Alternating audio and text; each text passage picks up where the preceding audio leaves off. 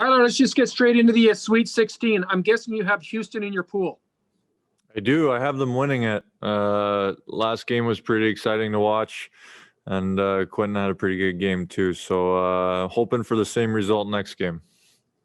How proud are you of what he's accomplished? We're familiar with the story that you two weren't the closest growing up for various reasons, but how much has the relationship evolved, and how proud are you of his accomplishments? Well, yeah, I mean, we just didn't get to spend a lot of time together growing up with the big age difference and him being down in Texas.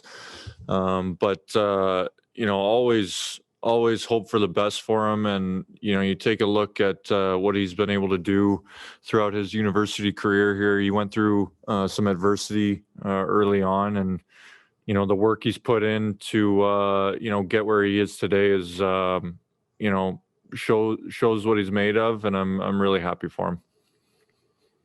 We'll go now to Guillaume Lefrancois in Montreal. Hi, Tyler. I was just wondering if players are concerned knowing that the Montreal right now is experiencing a COVID issue. You were playing them Saturday, so like 36 hours before the results came in. So I was just wondering how players handle that exactly. I wouldn't say we're concerned. We're getting tested every day, so the league and the protocols that are in place, it makes it that we're pretty on top of things, and we're being as safe as we can. But yeah, it certainly entered our minds that we had just played them when we got the news yesterday. So all good so far, and until someone says otherwise, guys are they're not too worried about it. All right, thank you. Yep. Okay, next up is Ian McIntyre. Morning, Tyler. You've seen a lot, done a lot. Have you been on a team that's been missing its top 4 centers? It might be the first, but you take things in stride. Every team deals with some sort of injury bug at different parts of a year. Obviously, a few of the guys out right now are pretty important to our lineup. Certainly some of our more reliable guys out there. So we just want them back as quick as possible until that happens. The mindset stays the same. You go out each and every game focused on doing the little things, and no matter who's in or out, that's really what you come into the rink focused on every day. And we can sort of try to figure out the physical challenge of replacing these guys on the ice, but what's the mental challenge for teammates in the aftermath of, say, a game last night? You lose an important game and your team captain hobbles off the ice, and it's not good injury news. What's the mental challenge at a moment like that, or is there one?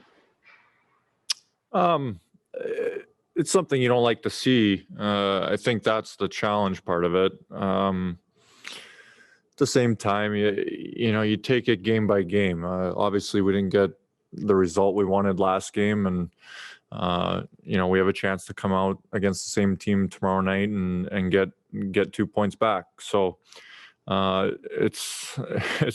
know how tight the standings are right now, and we know how important each and every game is. But I said it before, the mindset stays the same. We'd like those guys back as fast as possible, but the focus is on tomorrow night. Last night's done. Okay, time for a couple more. We'll go first to Ben Kuzma. Hey, Tyler, speaking of injuries, most players suffer them, and you had a season-ending one in 2013 in Buffalo. I believe you broke your leg. I was just looking it up. It was a 5-on-3. You had a couple of block shots. What do you remember about that injury? I think it was PK on the 5-on-3. I remember I took a couple from him. I can't remember which one ended up being the one that broke my leg, but I remember it hurt. But yeah, that was a while ago. So I just remember it was a 5-on-3. What did you actually break and how long? I know it was the end of the year, but how long were you out before you could rehab? It ended up just being a hairline, so I'm pretty sure it was, like, I don't know how towards the end of the year it was, but it was close to the end. I think we were out of it already, but I think it was, after 4 weeks, I think I was back to normal. Okay, last question here for Tyler Myers. We'll go to Chris Faber. Hey Tyler, with so many injuries to the forward group right now, I'm wondering, is there more of a view from the defense that you guys want to start to create some offense in the offensive zone? It's a fine line, right? So you'd like to, but you don't want to do it by going out of what we're trying to do within our system. We don't want to try and do it by forcing certain plays. As D-men, I think we've been playing really solid as a group, the last 3-4 weeks. I don't think the focus should be trying to do more offensively. I think it's just being in position to be ready to create when the opportunity presents itself. We don't want to sit back. We certainly want to be aggressive. But we don't want to go out of our system to do it. And you guys, obviously, all the players are talking about it. These games are so important. But looking at where you guys are at with the injuries and the schedule, with the 6 days off, how important do you think those 6 days off will be for this group? They'll be good. Given what, like you said, given what we're going through right now, those 6 days are coming at a good time. But we don't want to focus on that until, tomorrow night's taken care of. And, with us dropping the last one, tomorrow night's certainly, a very important game. So we want to make sure we come back and respond and do those little things on a consistent basis throughout the full 60 minutes that'll give us a chance to win.